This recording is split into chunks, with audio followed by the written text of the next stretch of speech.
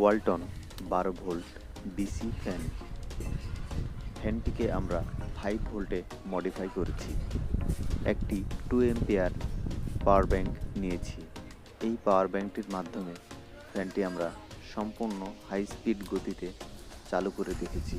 অনেক সুন্দর বাতাস দিচ্ছিল। ফ্যানটিতে আমরা হাই লো সুইচ লাগিয়েছি এবং দীর্ঘক্ষণ ব্যাকআপের জন্য একটি 2 এম্পিয়ার পাওয়ার ব্যাংক সার্কিট ব্যবহার করেছি। ছোট একটি অ্যাম্পিয়ার মিটারের মাধ্যমে আমরা 5 ভোল্ট আউটপুট পেয়েছি এবং 1.10 থেকে 1.20 পর্যন্ত অ্যাম্পিয়ার টানছিল ফ্যানটি। পরীক্ষা শেষে বুঝতে পারলাম ফ্যানটি হয়তো অনেকটা ভালো সার্ভিস দিতে পারে। চলুন আপনাদেরকে সম্পূর্ণ ভিডিওটি দেখিয়ে দিই।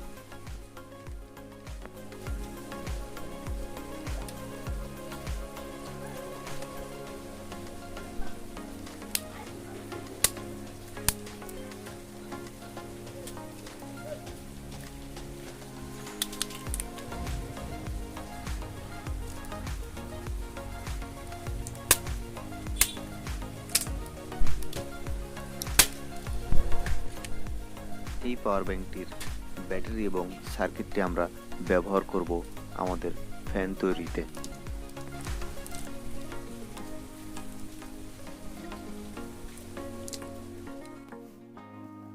ব্যাটারি এবং পাওয়ার ব্যাংক সার্কিটটি সম্পূর্ণ ফ্রেশ।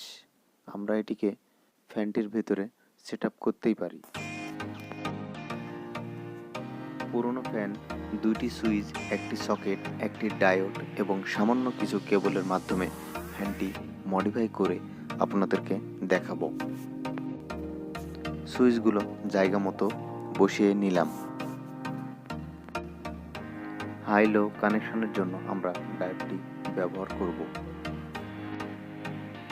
ভালো মানের সোল্ডারিং পেস্ট ব্যবহার করব, এতে করে সোল্ডারিংটি মজবুত এবং দীর্ঘস্থায়ী হবে।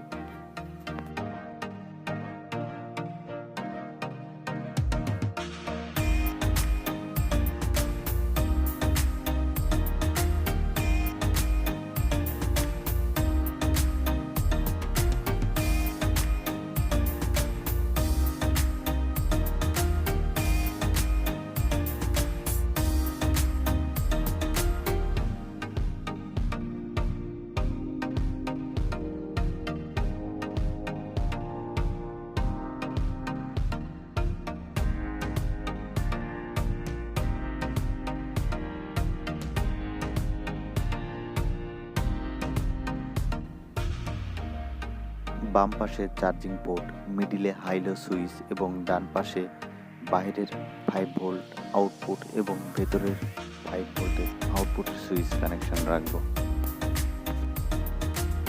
চার্জিং পোর্টের কানেকশনটি পিসিবিতে থাকা চার্জিং পোর্টের কানেকশনের সাথে লাগিয়ে দেব।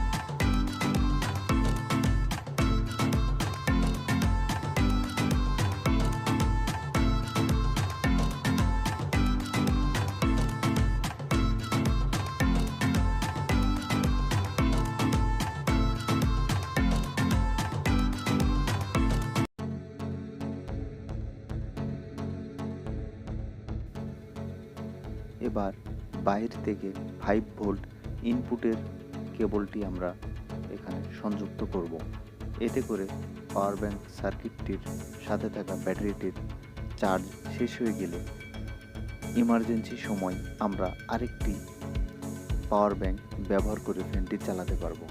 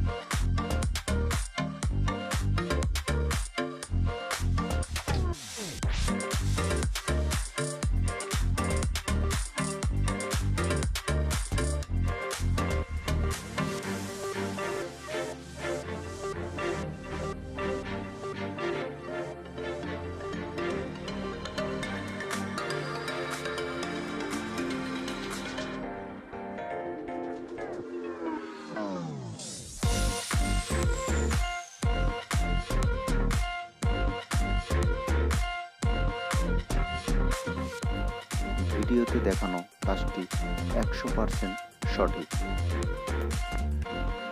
অনেকেই হয়তো ভাবতে পারেন ভিডিওতে দেখানো পাওয়ার ব্যাংক সার্কিট এবং ব্যাটারিটি ফ্যানের ভেতরে নেই। তাই বলবো এই ধরনের ধারণা থেকে অনেকটাই দূরে থাকুন। আমাদের ভিডিওতে অবশ্যই যেগুলো ব্যবহৃত প্রোডাক্ট বা বিভিন্ন কম্পোনেন্ট থাকবে সেগুলো অবশ্যই সঠিক।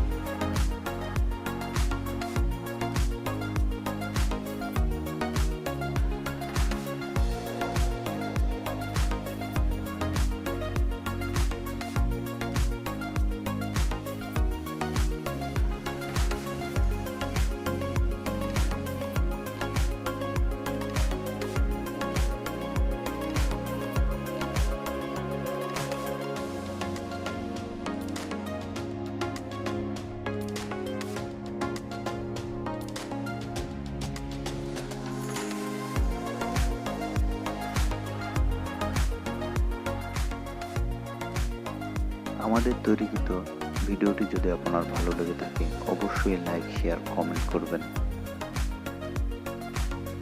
এই ভিডিওতে যদি কোনো ভুল থেকে থাকে অবশ্যই ক্ষমা সুন্দর দৃষ্টিতে দেখবেন এবং আপনাদের যদি কোনো মতামত থাকে তা অবশ্যই কমেন্টের মাধ্যমে আমাদেরকে জানাবেন। অবশ্যই চেষ্টা করব আপনাদেরকে একটি সঠিক ভালো ভিডিও দেওয়ার। আল্লাহ হাফেজ।